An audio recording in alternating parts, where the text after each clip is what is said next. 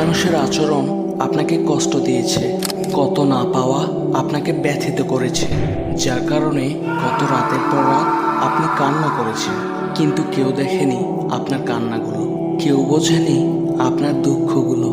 শুধুমাত্র একজন ব্যতীত, তিনি হলেন আপনার রব।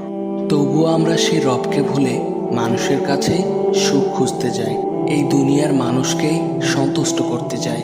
পরক্ষণেই রব যখন তাদেরকে দূরে সরিয়ে আমাদের একাকী করে দেয়, ঠিক সেই মুহূর্তে বুঝতে পারি দুনিয়াতে আমরা যাদের আষ্টেপৃষ্ঠে বাঁচতে চেয়েছি তারা কেউই আমাদের পুরোপুরি আপনজন নয়।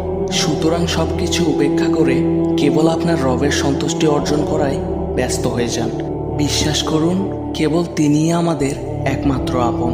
তার কাছে আপনার সকল দুঃখ কষ্টগুলো পেশ করুন, কেবল তার কাছে সুখ খুঁজুন।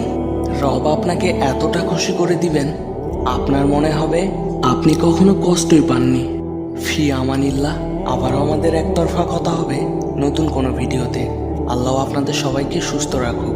ভিডিওটি ভালো লাগলে একটি শেয়ার করে দিবেন।